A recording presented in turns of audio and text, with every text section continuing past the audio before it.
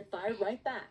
In his own post, Gustavo Petro said Colombia would impose tariffs of its own, not 25%, but straight to 50%.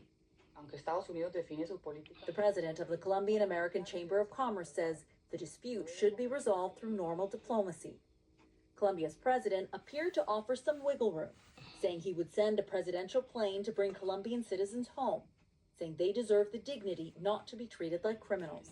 Sir, this is an executive order entitled Protecting the American People Against Invasion, which again deals with the southern border.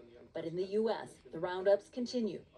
Last week, the U.S. president signed an executive order allowing ICE agents to enter churches and schools, something they were not allowed to do until now. I desperately hope it has a chilling effect on illegal immigrants coming into our country. You think the U.S. Conference of Catholic Bishops are actively hiding criminals? Trump has signaled he has no plans to let up, promising to have millions of undocumented people expelled from the country. Caroline Bargout, CBC News, Washington. In response to possible U.S. tariffs on Canadian goods, at least two premiers say they may cut off the flow of American liquor to their provinces. As Yvette Brennan shows us, craft distillers see some opportunities. Yeah, Kentucky Straight Bourbon Whiskey from Jim Beam. BC Premier David Eby says if he has to, he'll stop Jack Daniels and Jim Beam at the border. If they're not going to abide by our trade agreements, then neither are we. They is the new U.S. administration. Donald Trump says he's considering a 25% tariff on Canadian imports, and Eby's threat is to bar access to the BC market for U.S. alcohol.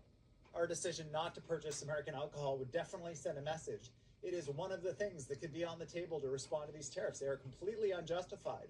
Walk into any Canadian liquor store and you will find American booze from California to Kentucky to Tennessee.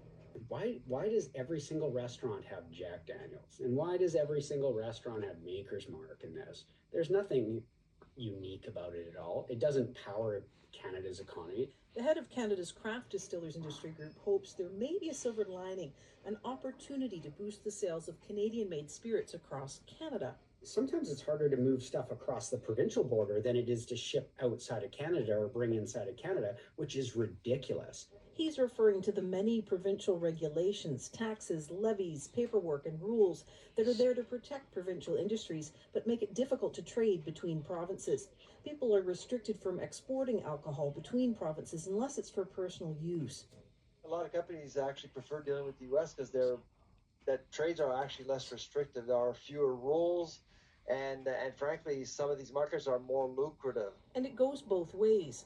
So about $400 million of alcohol comes up from the United States to Canada every single year.